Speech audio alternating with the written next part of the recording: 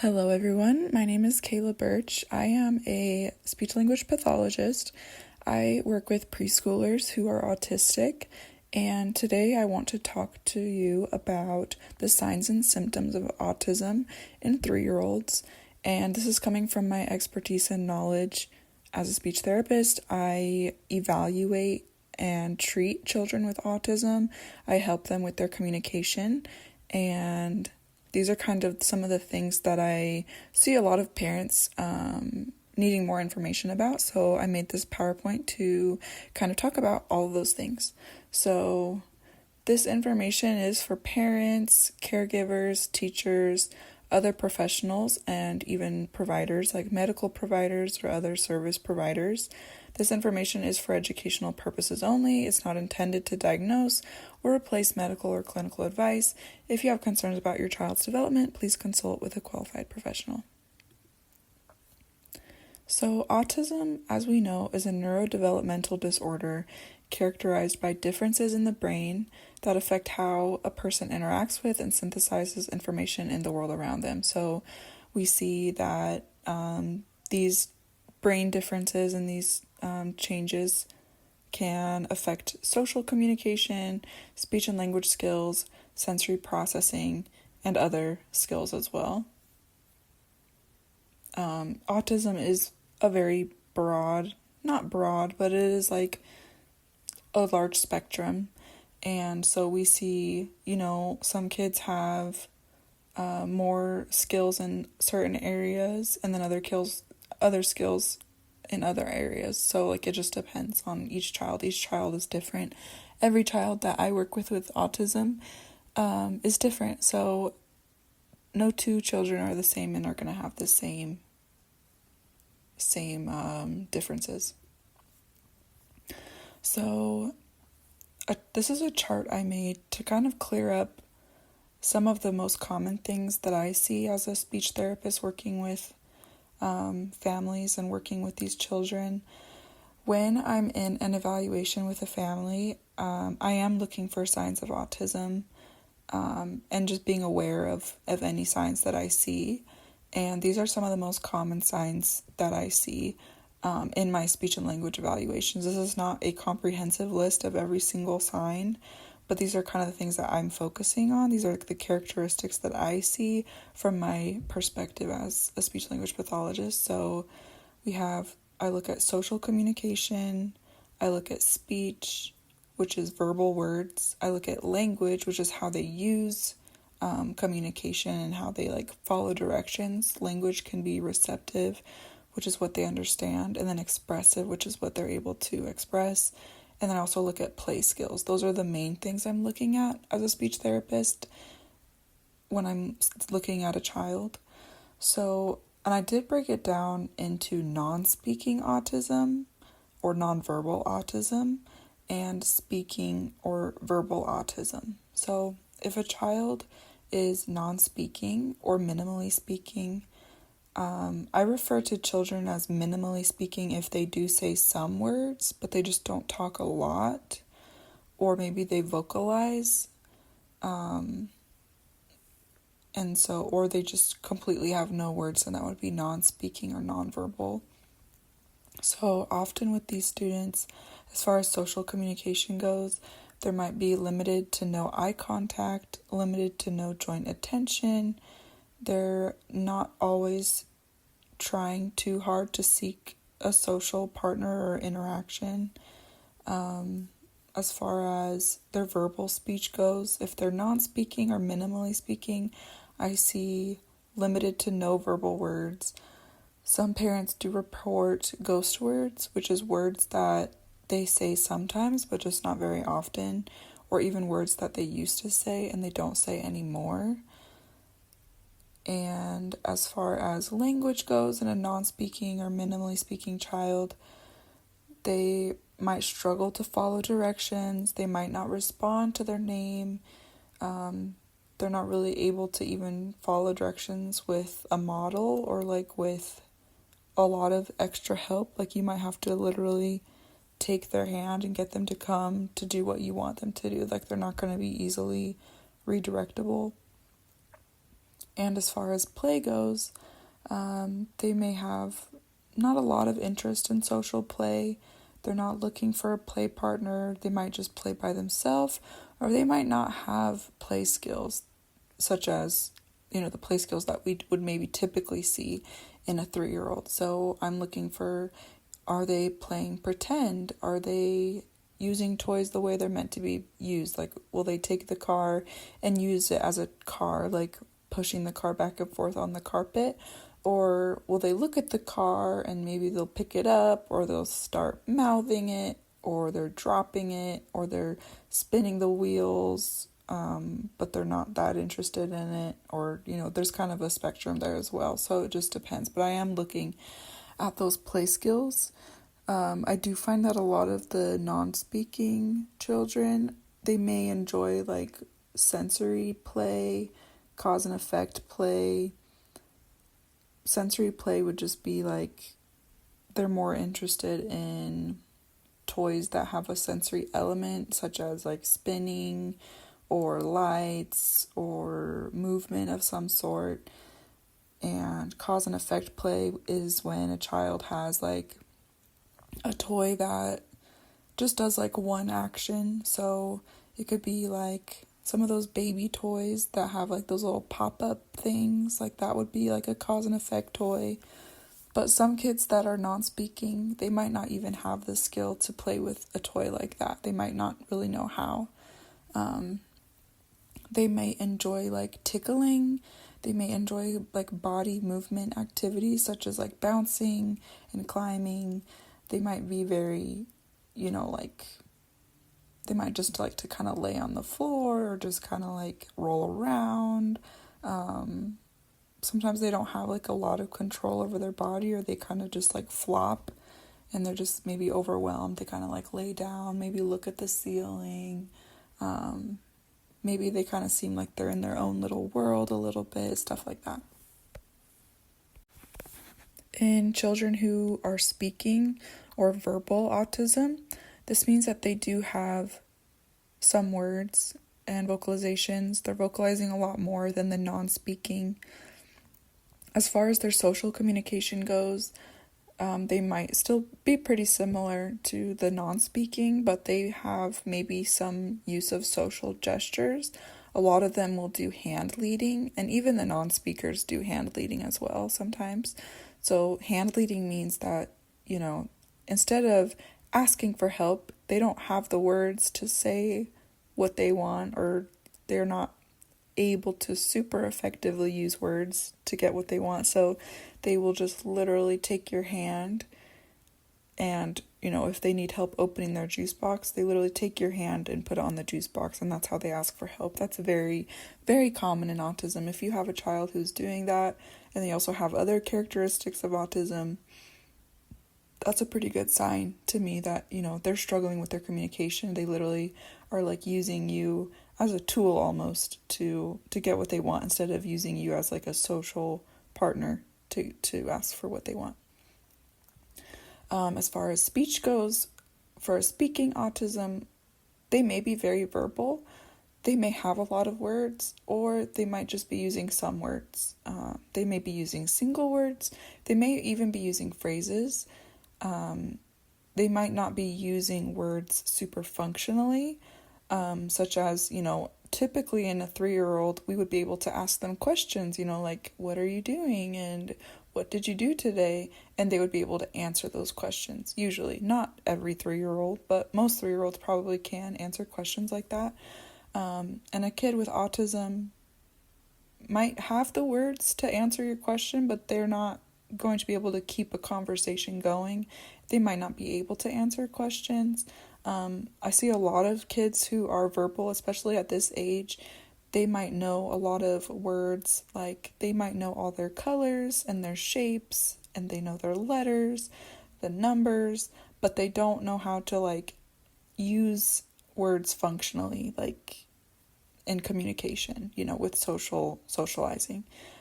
They might be really good at labeling. If you give them, different toys and different colors, they can name the colors, they can name the animals, but beyond that, their verbal speech is not super functional as far as communication goes. Some kids, we do see, they're called Gestalt language processors. They may use echolalia, which is, or echolalia, I think it's echolalia, which means that they are repeating what they hear. So, if you say, do you need help? Instead of answering the question, oh yeah, I need help, they'll say, do you need help? And they don't know how to really answer questions. Sometimes they just will repeat what they hear. They might even repeat things that they hear from movies or TV shows or songs. Usually they're very drawn to rich intonation, and we do call this Gestalt language processing. We might also see kids who have a lot of jargon, which is also just like babbling. It's long strings of unintelligible speech with intonation. So a child who does a lot of like babbling, but they also maybe have some words, or maybe they just do a lot of babbling and they don't have any words yet, but they use babbling in a way that sounds like they're trying to talk to you. Like they might use babbling and jargon, like when you're asking them a question, they'll just repeat in a way that kind of sounds like they're trying to talk, but they're not using words. That's what we call jargon and babbling. It's very common in autism, especially when kids are starting to talk. And as far as language goes, for speaking autism, they may respond to their name. They may have some of those skills, but they may understand better than what it seems that they can actually communicate to us. So sometimes with these kids I'm working with them, I'll say, all right, it's time to clean up. And they heard me and they seem to understand what I just said, but they don't have a lot of other words to say, oh yeah, let's clean up, and okay, or even to say, no, I don't want to clean up. But you can tell they know what I just said because they start crying or they start, getting up to leave. So they understand, but they're not really talking as much as, yet as they could be. So we just call that kind of like their higher receptive language skill doesn't necessarily match their expressive skill. So they have a higher receptive than they do expressive, and that's very common in autism as well. As far as the speaking children go, like the verbal autism with play, sometimes they do have higher levels of play than the non-speakers. So a non-speaker may be kind of on sensory play, cause and effect play, but maybe the speaking children are mastered cause and effect play, and they may also use those types of play though as well, but they may also start lining up toys like in groups and categories. Their play may be somewhat like functional. They might use cars and toys the way they're meant to be used. But I just want to note that the non-speaking autism and the speaking autism, there's a lot of pretty much it's very fluid. Like one kid who's non-speaking and one kid who's speaking can have a lot of these skills. I just kind of categorized it into non-speaking and speaking because I think a lot of parents get confused. They're like, well, my child talks, so they're not autistic. And they do say some words, so they're not autistic, but that's not always the case. And then some parents say, well, my child doesn't talk at all, so, is there a difference between a non-speaking autism and a speaking autism? And there is a difference, and I do see that difference, but it's also very fluid. And just because a child is non-speaking now doesn't mean they will always be non-speaking. I have had kids that I thought were non-verbal, non-speaking, and then they actually surprise me and they start saying words. And so you never know, and I think therapy does help a lot with that. Using AAC does help with a lot with that. So just something to keep in mind. This is not the end all be all chart of, it's not like every single thing has to kind of stay there. A lot of kids can kind of move between these.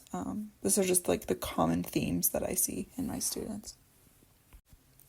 All right, so now I'm going to go into each of these categories that I did on that chart and kind of break it down even farther. And hopefully, I'm just trying to give you guys as much information as I can because I do feel like I have a lot of information about this topic, and I just want to help parents and caregivers and other providers have this information if they're interested in it. So I am going to be comparing a typically developing 3-year-old with the characteristics that I see for autism in each of those domains. So this first one is the social communication. For this one, a typically developing 3-year-old is usually quite social. I call it kind of aiming to please. Like they're pretty easy to engage with. Like they want to play with you, they want to help you. You know, you tell them, hey, I have a big job for you. Oh, they'll get so excited and they want to run over to you and they'll help you out. Like they get excited. They're, you know, talking a lot, but they also use gestures too. We don't see that in autism so much. You know, like a lot of kids learn how to do high fives and they can point to something, they can wave, blow kisses. Like we don't really see that in autism, so I did notate that here. A typically developing 3-year-old is probably going to bring you toys to play with. They're interested in playing with you, very involved with you. And even with strangers, like when I have a child that I'm evaluating, a typical child usually is shy at first, like really quite shy at first, but then they eventually will warm up.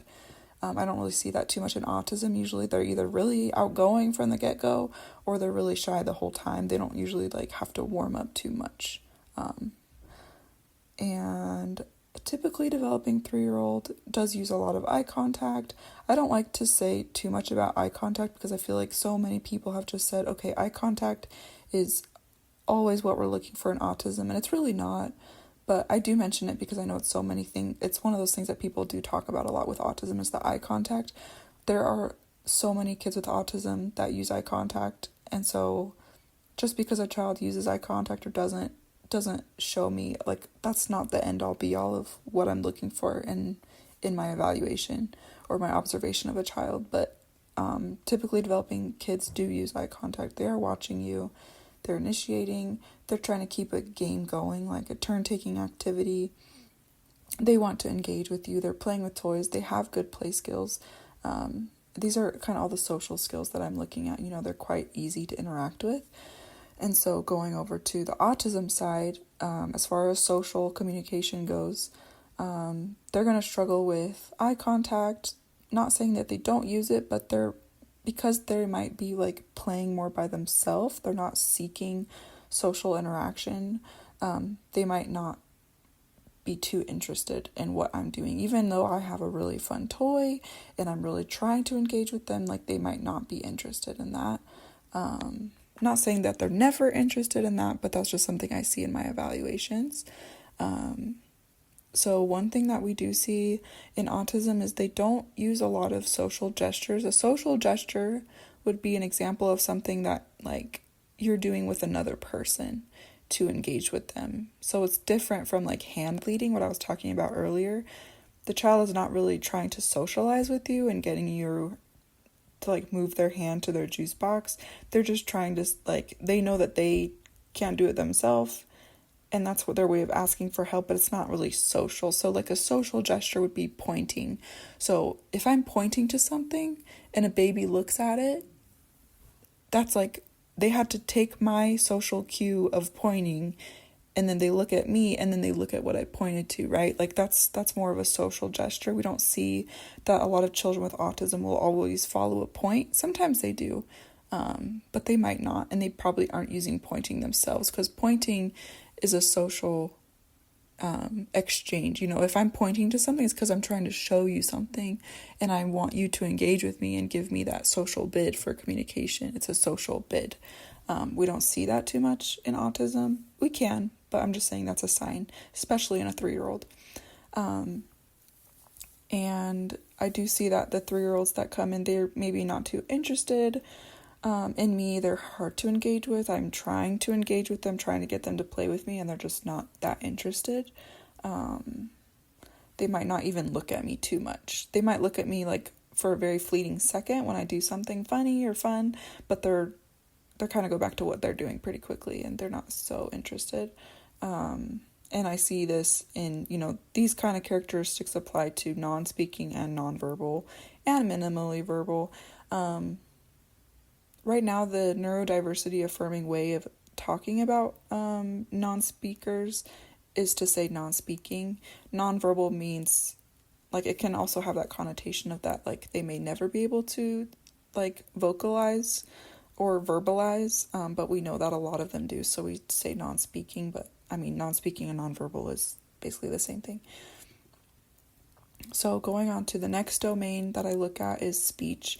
Speech is the actual words and like speech sounds that are coming out of a child's mouth. So when I'm looking at a typically developing speech milestones for a 3-year-old, usually they have a very large vocabulary. This is the lower end, 250 words. They actually probably have way more than that, probably maybe up to 1,000. And those are words that they're using consistently and they know what they mean and they're using them in conversation. They're combining words together to make phrases and sentences. They're starting to use more grammar and their speech is pretty easily understood. We should be able to understand a 3-year-old pretty easily. In autism, we, depending on if they're speaking or non-speaking, but they may vocalize and babble. They might not have that many words. If they do have words, they might not say them all the time. Like I had a parent the other day say, I know she knows words. Like I know she knows all these animal names. I know she knows things, but she doesn't do it when I want her to. It's not like I can't get her to really like do it.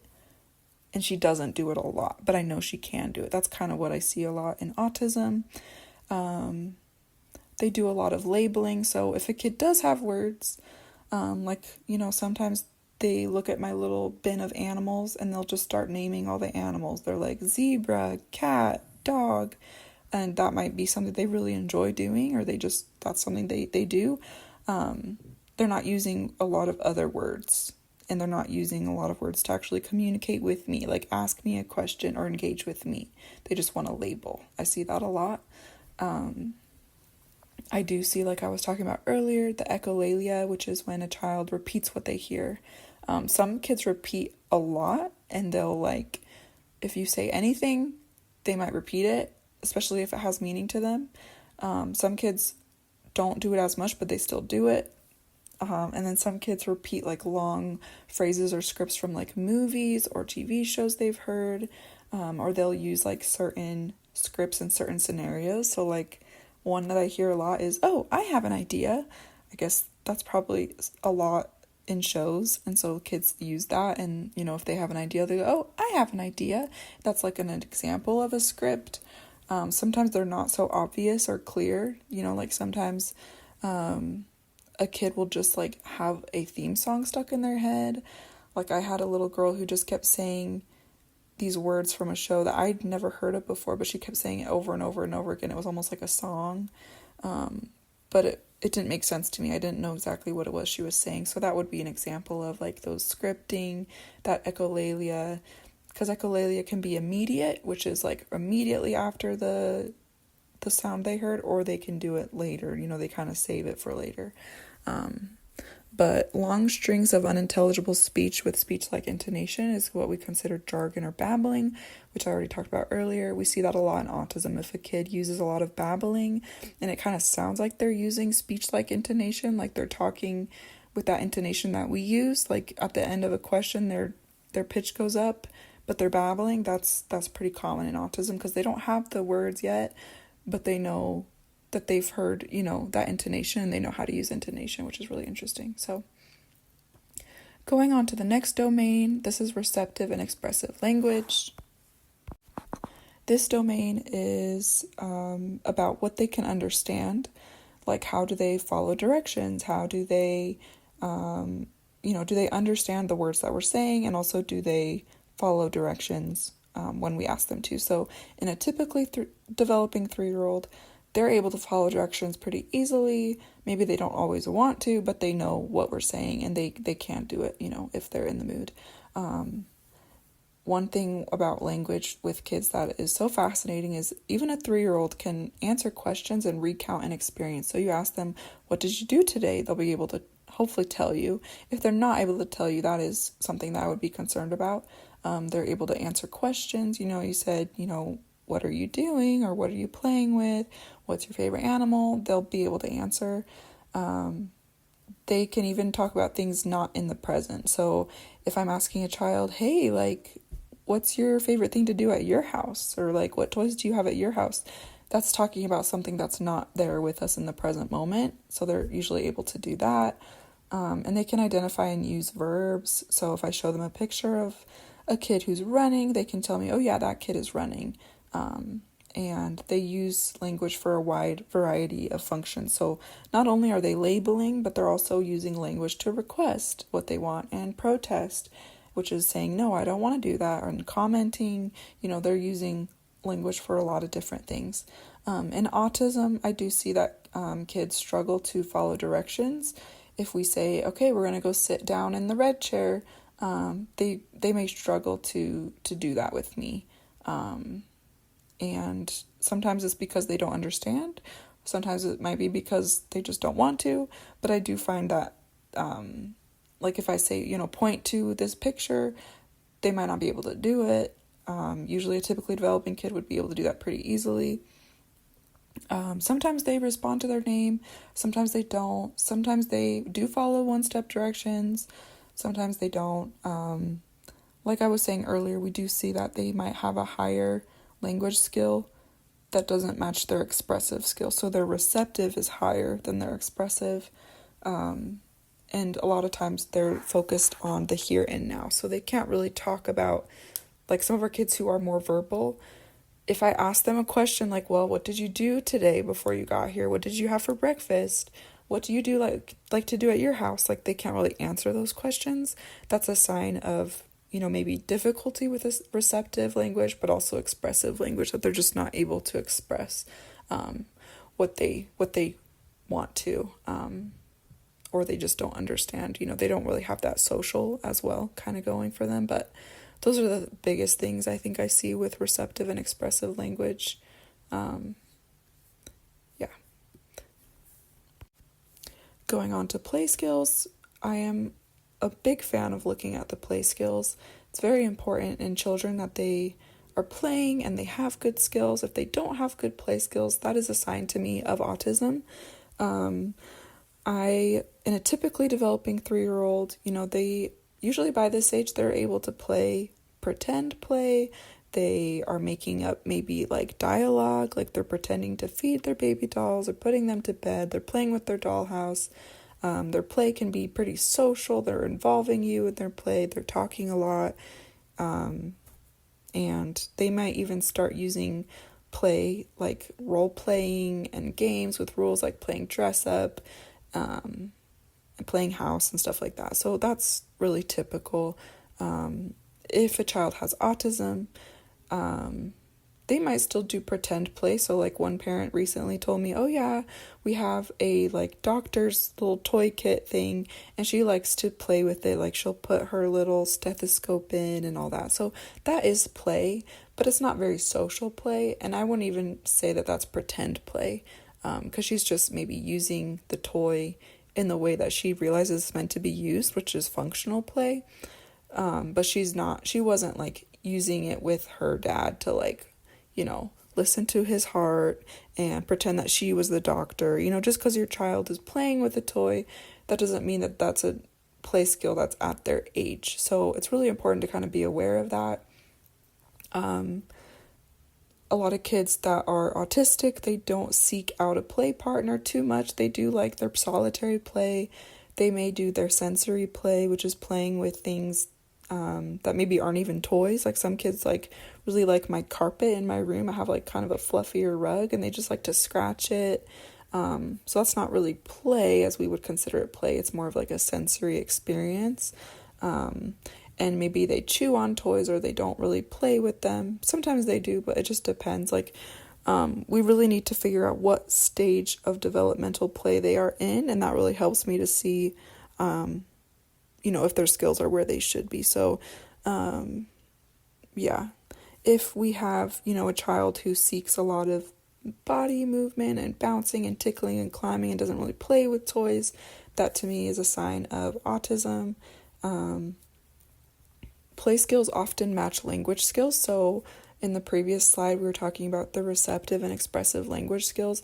If those skills are higher, like they have maybe they're scripting and they have more language because they are echolalic, then they might have higher play skills. So they might be able to take those scripts from their favorite TV show and use it with their little figurines, like, oh, hi, how are you? What are you doing? And they're playing, but it's pretty repetitive, and I would say that can be pretty rigid. I don't see a lot of imaginative play in kids with autism.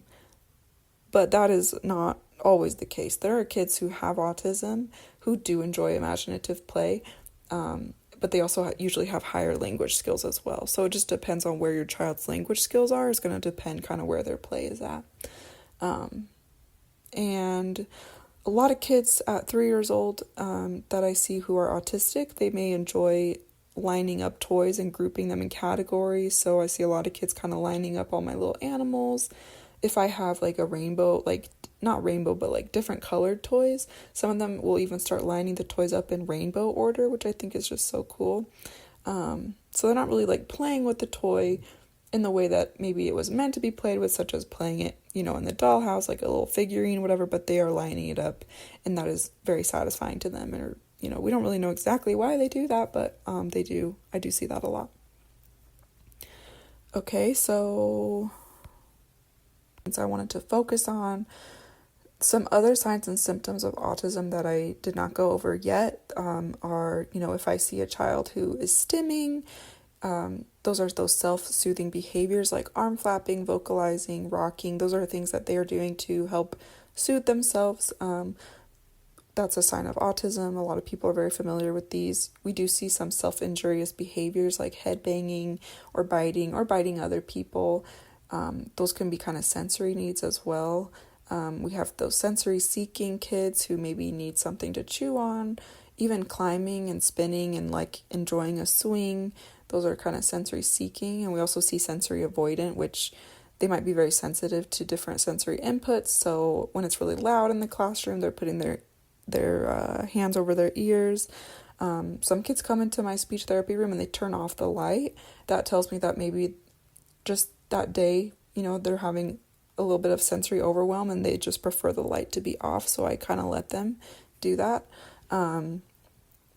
We do have another sign of autism that I feel like is very common is what we call demand avoidance. So this is an intense, often creative resistance to daily tasks. It could be related to anxiety, masking. They might have controlling behavior. They might have rapid mood swings. And the really interesting thing about demand avoidance is sometimes parents don't see it at home as much as we do at school. In the school setting, if you're in a typically developing preschool and you have autism and you're being expected to sit in a chair and participate in activities and try to, do matching activities or whatever it is, and you don't want to do that, or you don't like coming in from recess, we see a lot of behaviors and kind of tantrums and demand avoidance when it comes to certain activities. And so that can be really difficult, and that is a sign of autism. I do want to include this here because if you are a parent or a caregiver or a provider, when it comes to autism therapy and treatments, autism is a part of who someone is, and any other disability. It really becomes part of who you are, part of your personality. And I just want to emphasize that we're not trying to fix or cure autism. We know there's not a cure for autism. We know we can't fix it. There's no magical pill or magical therapy that's going to change your child. But we are here to support them. And so for me as a speech therapist, my specialty really does lie in that communication. So I want to help children communicate because that is such a big part of being a human and thriving in this world. And so I want to help children communicate and play and socialize and, in the way that they can. And it's going to be different for each child. Some children may learn social skills. They may learn to communicate and they may learn to even speak pretty good. And then some kids won't. It really just depends on the child and also the family. What does the family want? How much time and effort is the family willing to put into it? And services can be difficult to find. Services, it even takes the right therapist. Not every speech therapist is going to be the right fit for your family. And if you're only relying on school services, I do think that we see slower progress in the schools just because it's more of a school model and not really a family-centered model, so I'll talk about that as well. But I just wanted to note, we're not trying to fix or cure autism. We're not trying to make them typical. We're not trying to make them like us. We're just trying to help support them in any way that they need. And the family's a big part of those decisions. What does the family need assistance with? Is this family struggling with communication at home? So how can I help with that? So after all the information that I've given about the different signs and characteristics I see in autism, we get to the evaluation and support in autism. So we hear this all the time, but early intervention really is key. A child's brain is developing rapidly in those first 5-6 years of life, especially 3-4 years old. We see a lot of brain development. Those are the critical years for therapy. Those are the critical years for those connections that are rapidly forming in the brain. So if we want to see good progress, we really do need to start looking earlier and earlier. So early intervention, if you are in the US, has programs for up to 3 years old, where they can do speech therapy and family coaching services. And then once your child turns 3 years old, that becomes it transfers to the school district in your area. So you can go to your school district and receive an evaluation, and they can, if you're eligible, your child can receive services from the school district. That can include occupational therapy and speech therapy, and it just really depends on the school district that you're at. I would say if you have a child who does have autism, the school therapy is not necessarily enough, and I would recommend going to a private clinic as well. A lot of private clinics do take insurance. Try to find a clinic that collaborates with you as a parent, but also with other disciplines. So if you find a speech therapy clinic, maybe also see if they have occupational therapy, physical therapy, even music therapy is amazing for kids with autism. They do really well with that. But we know that autism does not just affect communication, it affects the whole body, the whole, all the domains. So we really do see more progress when we work with other disciplines. Therapy should be focused on improving and providing support for autistic individuals and their families and meaningful skills. So, things that are going to be meaningful to your child and things that are going to be helpful for you at home, those are really the things that we should be working on. In autism, I'm really connection-based. I don't think that therapy should be compliance-based. We should not be making them sit in a chair and point to different pictures. That's not what therapy should be about. Those are not skills that are really important in real life. We do use those skills in testing sometimes because that's the way that our standardized tests are, where I'm literally having to see if a child can point to pictures, but my therapy treatment is not focused on that. I'm focused on real meaningful skills, real interactions with the child. Those are going to be the things that really do help them. Working on that connection, that joint attention, sensory regulation, emotional regulation, self-help skills. Those are the things, AAC, those are the things that are really going to have a big impact on a child.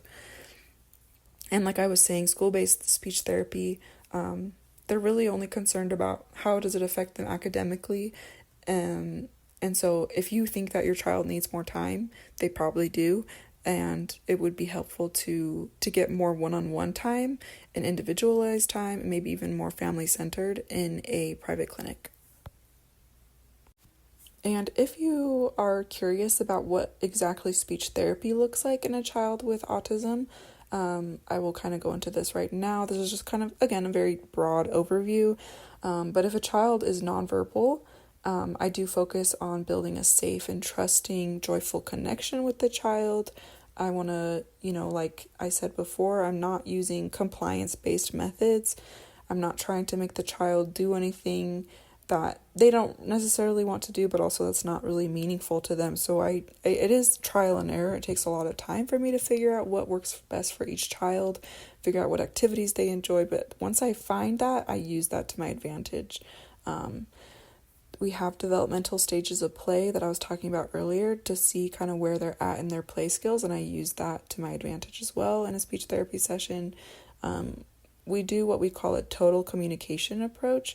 Basically, that just means we're going to try as many different forms of communication as we can just to kind of see what they kind of pick up on. So I'll try AAC, and AAC just means augmentative alternative communication. So That can be a speech generating device. That can be an iPad that has a communication app on it.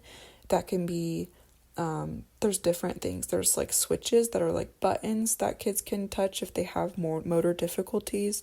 We can work on gestures, typing, facial expressions, pictures, all these things. We're trying to see what they're going to pick up on, and it does take a lot of time sometimes to see what method this child is going to use, but we can use all of them. Most children who are non-speaking, they really would benefit from learning and knowing and being exposed to all these different sorts of forms of communication. That way that they can be understood in a variety of different ways and communicate in a variety of different ways. And speech is not completely ruled out. If a child is nonverbal, like I was saying before, there have been kids that I didn't know were going to say words, and then they have started saying words. They're not completely verbal like me, like talking like I'm talking to you. But just because a child is nonverbal does not mean that they're not ever going to be able to speak. And a lot of times when we work on AAC and we really work on really targeting therapy with that connection and building that safe environment, that trustful, joyful connection with the child, sometimes we do start to see more verbalizations and more words, but not always. But I just want people to know, like, it is something that you can hope for, that maybe your child will start to say some words, but not always, and they may always still rely on those other modes of communication as well. And I always recommend looking at PT, OT, music therapy. These are other great providers who, if they have a specialization in autism as well, they can be a great resource for you and your child. I love music therapy. I think it's so amazing what they do. Occupational physical therapy as well can be really important for children with autism. Sometimes we really just need to get their bodies moving. That helps with their brain development. And so I'm not the expert on that, but if you are interested in that, definitely try to find someone who can work on that with you and your child. Speech therapy in verbal autism is, again, very similar to nonverbal autism, except we are still kind of working on those vocalizations. If they're already vocalizing, they're already using verbal speech. If they're a Gestalt language processor, they're using a lot of Echolalia, then we try to move them through those 6 stages. A lot of kids with autism have something called Apraxia, which means that they have a hard time with the motor movements, the fine motor movements of speech that are required for talking. And that can be really difficult to treat when a child also has autism on top of that. But I'll talk about that more in a second. We do use, like I said, the total communication approach, even with a child who has verbal speech, because we know that if their verbal speech is not super reliable for them yet, like they're not able to really communicate all the things they need to, we do use AAC a lot with these kids, and they usually hopefully can pick up on it pretty well. We also do other modes of communication as well, gestures, typing, pictures. All these things can be things that we work on down the road. We can introduce AAC just to help them be able to communicate. Just because a child is verbal doesn't mean they don't need AAC or they don't need these other modes of communication.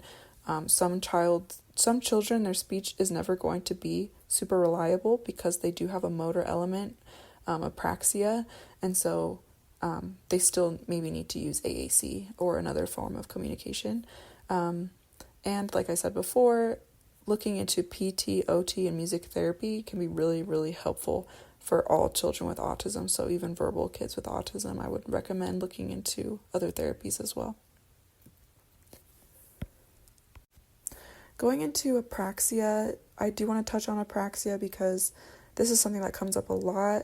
Childhood apraxia of speech is a disorder that affects a child's ability to plan and execute the complex motor movements necessary for speech production. So there's a lot of fine motor movements in the mouth and the tongue and the lips that do have to occur in order for accurate speech production. And we take, advantage, or like we don't understand. We take it for granted, I guess is what I'm saying. Like it can be really difficult. And if a child has motor difficulties, they're going to really struggle to say words. A lot of kids with apraxia struggle with multisyllabic words. They struggle with vowels. They have inconsistent errors.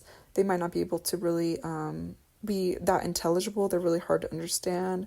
They may use a lot of jargon and babbling as well. This is called CAS, childhood apraxia of speech. It is quite difficult to diagnose at age 3 because it has many similar characteristics to autism, because they're not really speaking a lot, and because of that, a lot of their language skills are maybe stunted because they just don't have the verbal speech. Sometimes they have higher play skills because they are apraxic, but they're not autistic. And so they're still very social and they're trying to play, but they don't have a lot of those verbal words yet because they do struggle. So it is an interesting disorder. You need to find a speech therapist who really does specialize in apraxia. Apraxia does take intensive and individualized treatment with a motor-based approach to see progress. And they really should be focusing on that motor learning principles therapy approach, which is a lot of repetitive treatment, working on those syllable shapes, working on those movements that we use, that we take for granted. When we move from the M sound to an O sound in the word more, I mean, your mouth has to do very fine movements, and so we have to practice that and really just drill and kill on those skills with kids with apraxia. But if they have apraxia on top of autism, which I see a lot, it can be trickier to treat because they have other things going on. It's not just the apraxia, but it's the social element, and it's the maybe demand avoidance, and it's other things, and so it can be difficult. So going back to this slide, if you see these signs of autism and you're like, oh, that sounds just like my child, I would say and recommend that it is important to catch it early and to start treatment early. The earlier the better. Brain development, like I was saying, this is a critical period of development when they're a child, when they're younger than age 5 and 6. But we know that, the brain is, always able to change. We have neuroplasticity working for us. But it is important to get treatment and to get therapy going as soon as possible. So do not fret, do not worry. Like, if your child has autism, that makes them part of who they are. They're still a beautiful person. We don't need to fix or change them, but we do want to help them.